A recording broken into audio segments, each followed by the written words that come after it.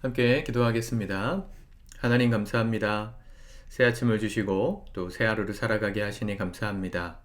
예배하는 우리의 삶이 우리의 작은 습관이 되어서 우리의 마음과 생각을 지켜주시고 또 이 작은 습관을 통하여 우리의 전 인생이 하나님이 이끄시는 믿음의 인생이 될 수 있도록 주님 축복의 통로로 예배의 시간을 사용하여 주옵소서. 예수님의 이름으로 기도드립니다. 아멘. 찬송가 298장 찬양하시겠습니다.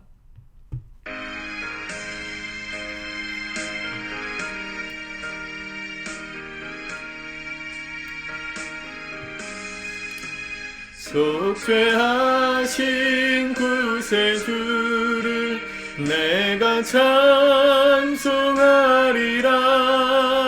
내게 자유 주시려고 주가 고난 당했네. 그 신사랑 찬양하리. 나의 죄 사하려고 십자가에 죽임 당한 나의 주 찬양하리. 내가 구원받은 증거 기뻐 전파리라. 내 죄 모두 담당하신 주의 사랑 크셔라.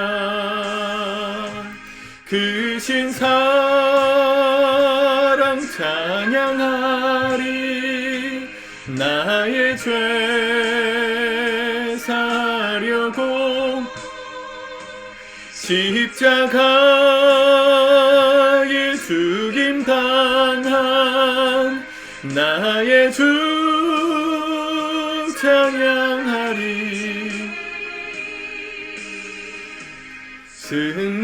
승리하신 구세주를 내가 찬송하리라. 죄와 죽음 지옥 권세 주가 모두 이겼네. 크신 사랑 찬양하리. 나의 죄 사하려고 십자가에 죽임 당한 나의 주 찬양하리.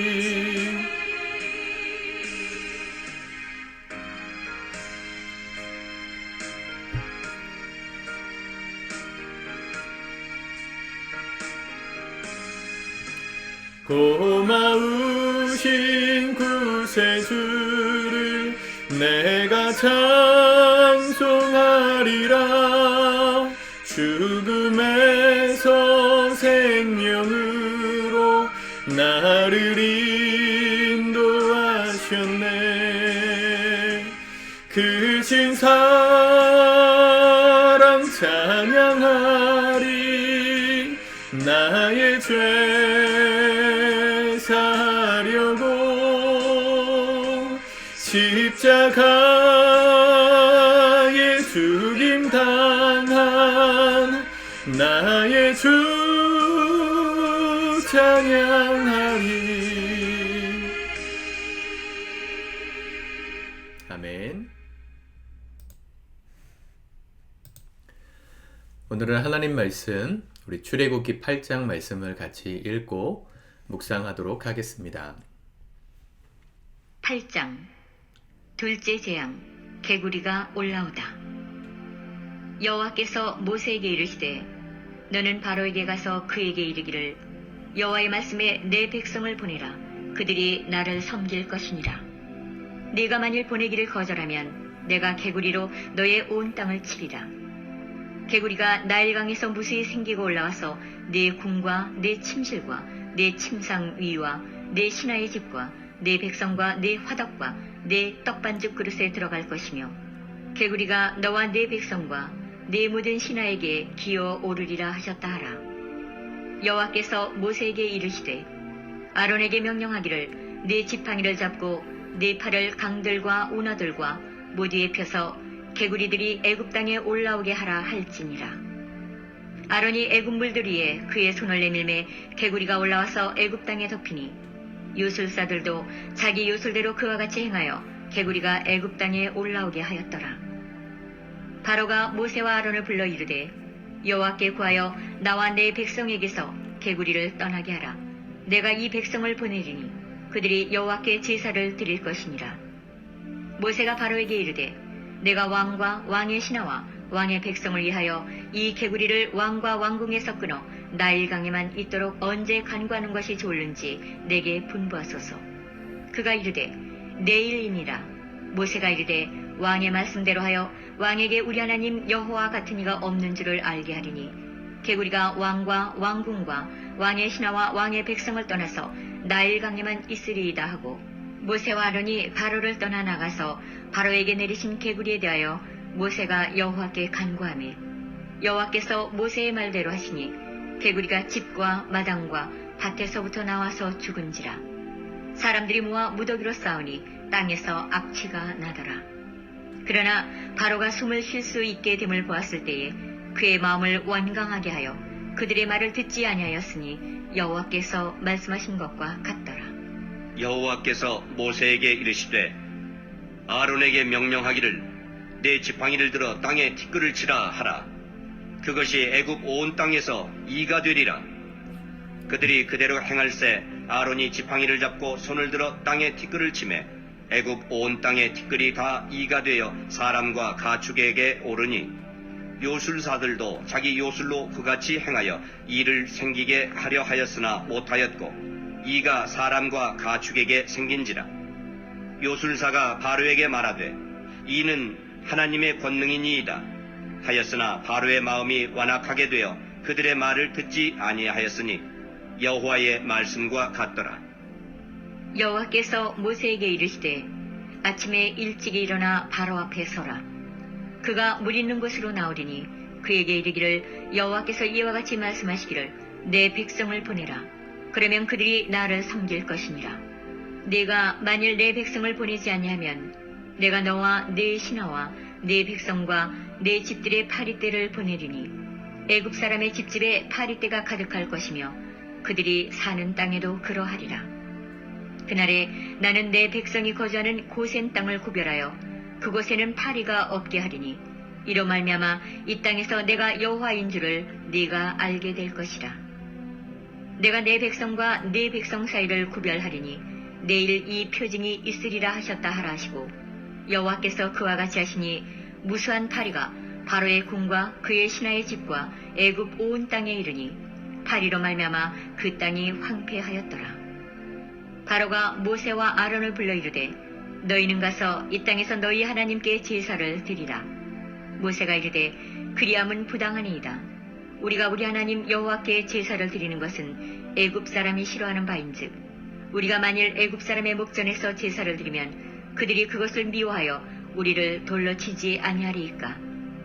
우리가 사흘 길쯤 광야로 들어가서 우리 하나님 여호와께 제사를 드리되 우리에게 명령하시는 대로 하려 하나이다. 바로가 이르되 내가 너희를 보내리니 너희가 너희의 하나님 여호와께 광야에서 제사를 드릴 것이나 너무 멀리 가지는 말라. 그런즉 너희는 나를 위하여 간구하라. 모세가 이르되 내가 왕을 떠나가서 여호와께 간구하리니 내일이면 파리떼가 바로와 바로의 신하와 바로의 백성을 떠나려니와 바로는 이 백성을 보내어 여호와께 제사를 드리는 일에 다시 거짓을 행하지 마소서 하고 모세가 바로를 떠나 나와서 여호와께 간구하니 여호와께서 모세의 말대로 하시니 그 파리떼가 바로와 그의 신하와 그의 백성에게서 떠나니 하나도 남지 아니하였더라. 그러나 바로가 이때에도 그의 마음을 완강하게 하여 그 백성을 보내지 아니하였더라. 아멘. 네, 출애굽기 8장 말씀부터는 드디어 10가지 재앙이 시작됩니다. 오늘 8장에 나온 재앙은 3가지죠. 개구리, 이, 파리. 개구리, 이, 파리. 이 10가지 재앙에 등장하는 이 곤충이나 어떤 동물 같은 것들은 그 당시 이집트에서 신으로 숭상하던 신들 중에 하나였습니다. 개구리신, 그리고 이신, 파리신. 뭐 상상이 안 가는 이야기이지만 뭐 지금도 일본 가면은 뭐 신이 수만 개라 그러잖아요. 막 그런 느낌의 신들을 이집트 사람들도 섬겼습니다. 이 개구리, 오늘 제일 먼저 시작된 재앙이 개구리잖아요. 1절에 보면 내가 만일 보내기를 거절하면 내가 개구리로 너의 온 땅을 치리라. 개구리가 나일강에서 무수히 생기고 올라와서 내 궁과 내 침실과 내 침상 위와 내 신하의 집과 내 백성과 내 화덕과 내 떡반죽 그릇에 들어갈 것이며. 개구리가 이렇게 많다. 일상생활이 거의 불가능하겠죠. 개구리가 올라왔습니다. 근데 똑같이 7절에 보면 이 바로의 요술사들도 개구리를 나일강에서부터 올라오게 했어요. 그래서 바로가 그걸 보면서 마음에 일종의 안심이 들지 않았겠습니까? 그러나 너무 불편했기 때문에 모세와 아론에게 간청하죠. 8절 바로가 모세와 아론을 불러 이르되 여호와께 구하여 나와 내 백성에게서 개구리를 떠나게 하라. 내가 이 백성을 보내리니 그들이 여호와께 제사를 드릴 것이니라. 네, 그리고 내일 그렇게 다 사라지게 해달라 그랬는데 그 다음날 정말로 나일강에서 올라왔던 개구리들은 땅 위에서 다 죽고 더 이상 올라오지 않았다, 그렇게 말씀을 하고 있습니다. 그런데 13절 14절에 보니까 그렇게 죽은 개구리들 때문에 땅에서 악취가 났다, 그렇게 말했어요. 여러분 개구리 많이 죽은 거 보신 적 있나요? 저는 군대에 있을 때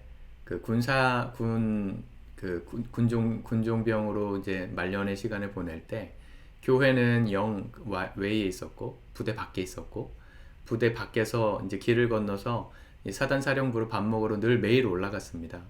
봄이 되면요 개구리가 이렇게 깨어나거든요. 그리고 그 부대 주변이 다 논밭이어가지고 이 깨어난 개구리들이 그렇게 도로가로 올라와요. 비만 내렸다 그러면 그 배가 빨간 개구리 아시죠? 등에는 이렇게 검은 반점이 있는 그런 개구리가 한 수천 마리가 길 위에 계속 올라와요. 그럼 거기 사단사령부 뭐 참모들 차량도 지나다니고 뭐 덤프 트럭도 왔다 갔다 하고 하니까 지나다니면서 개구리들을 다 밟아 죽입니다. 그거를 치우는 병사들이 따로 있을 정도로 어마무시한 개구리의 사체가 봄마다 이렇게 올라왔었어요. 개구리가 죽은 비린내가 얼마나 심한지 밥 먹으러 가는 길이 밥맛이 뚝 떨어지는 그런 일들이 있었거든요. 개구리 재앙 참 무섭죠. 그런데 실제로 하나님께서 기도의 응답으로 개구리를 다 물리쳐 주셨더니 이 바로 왕이 마음이 다시 완강해져 가지고 15절에 보니까 여호와께서 말씀하신 그들을 보내지 않았다. 재미있는 표현이 15절에 바로가 숨을 쉴 수 있게 됨을 보았을 때에 그의 마음을 완강하게 하였다. 이 바로의 모습을 보시면 참 누구와 대조되지 않습니까? 요셉 시대 때 요셉을 만났던 바로 왕은요, 이 꿈을 꾸고 나서 해석할 수가 없어서 불안해할 그때에 하나님의 지혜를 가진 이 요셉을 만났어요. 요셉이 그 꿈을 풀어줬습니다.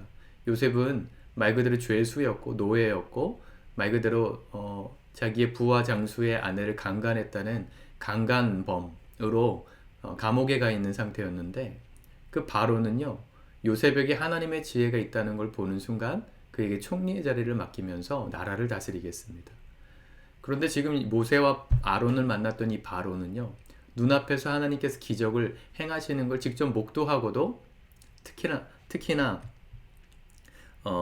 그 요술사들이 뭐라 그래요? 19절에 보니까 요술사가 바로에게 말하되 이는 하나님의 권능이니이다. 요술사들도 더 이상 똑같이 따라 할 수 없을 정도의 권능을 하나님이 보여주시고 계시는 겁니다. 말했음에도 불구하고 이 바로는 기적을 눈앞에 보고도 하나님의 사람을 구분하거나 존중할 줄 몰랐어요. 요셉은 사실은 앞으로 일어날 일들에 대한 꿈을 해석해 준 거지 않습니까?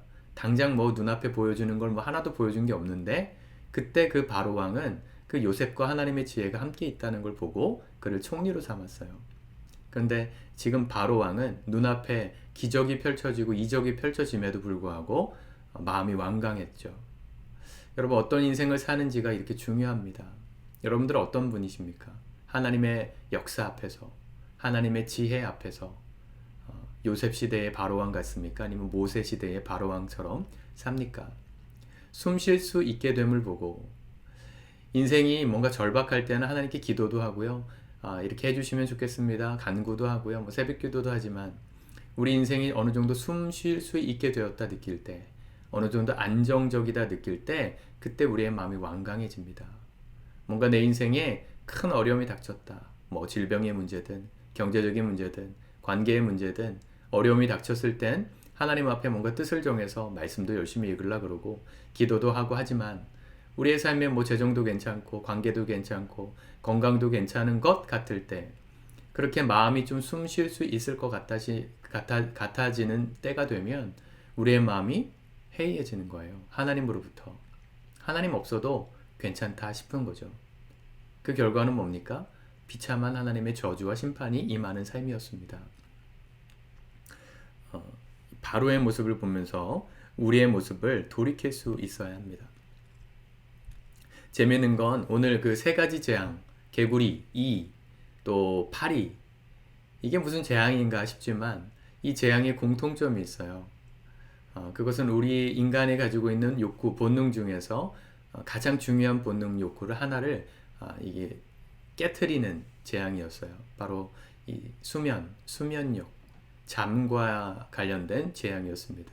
잠들지 못하게 하는 개구리가요, 밤낮이고 집 옆에서 깨굴깨굴 울어대면요 절대 잠 못 잡니다. 집안에 깨구리 한 마리만 들어와도요 깨굴깨굴 울어대면 그 소리가 어찌나 큰지 잠자기 어렵거든요. 이가 있으면 어떻습니까? 자다가 계속 몸이 간지러워서 깨지요. 또 파리가 있으면 어떻게 해요? 잠을 잘 수가 없어요. 계속 파리 쫓아내느라 지금 우리가 생각하는 그런 뭐 이렇게 음식물에 앉았다가 도망가는 그런 똥파리 정도가 아니고요. 그 얼마 전에 그 유튜브에서 여행 유튜브가 이렇게 조지아 지역을 이렇게 트레킹한 영상을 봤는데 거기는 아무도 다니지 않는 천혜의 자연 환경이다 보니까 너무 환경은 예쁜데 거기 풀밭에 이 파리가 얼마나 많은지 특히 파리 중에서도 이렇게 막 깨무는 파리가 많더라고요. 흡혈파리 뭐 이런 거. 그래서 막 지나가는데 막 계속 깨물어 가지고 이 사람이 트레킹을 하는데 쉬지를 못하는 거예요. 앉기만 하면 모기처럼 달라붙어 가지고 막 깨물어 가지고 파리 잠 못 잡니다. 이 세 가지 재앙, 잠과 관련된 재앙이죠. 여러분 우리 인생이 이렇게 우리를 괴롭히고 나의 기본 욕구를 무너뜨리려고 하는 어떤 상황이 벌어지면 하나님을 찾을 수 있어요. 그런데 그런 인생의 어려움 때문에만 하나님을 찾는 사람은 인생이 괜찮아지면 하나님을 멀리합니다. 여러분, 여러분들의 인생이 지금 하나님을 가까이 할 상황입니까? 그것도 복이고요.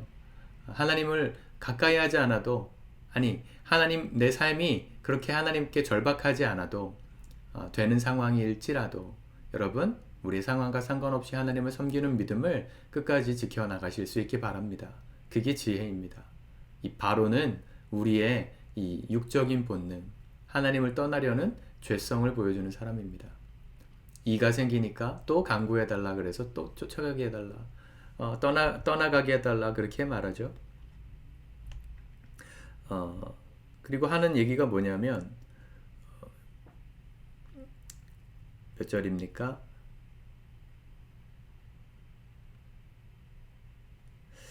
바로가 뭐라 그러냐면 몇 절인지 제가 지금 찾지는 못하겠네요.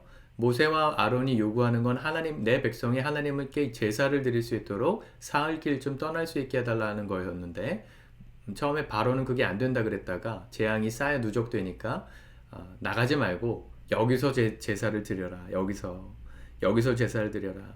그쵸? 25절이군요. 너희는 가서 이 땅에서 너희 하나님께 제사를 드려라. 타협을 요구합니다. 절충안이죠. 이게 바로예요. 절박할 때는 하나님께서 도와주셨으면 좋겠는데 절박하지 않고 숨쉴만 하니까 하나님께 대한 약속을 지키지 않는 거. 또 우리가 하나님 앞에 전심으로 예배하고 나아가는 삶이 아니라 어느 정도 타협해서 이제 내가 뭐 집에서도 예배할 수 있고 유튜브로 예배할 수 있고 여기서 예배해라. 타협하게 만드는 마음. 그게 바로의 마음이고요.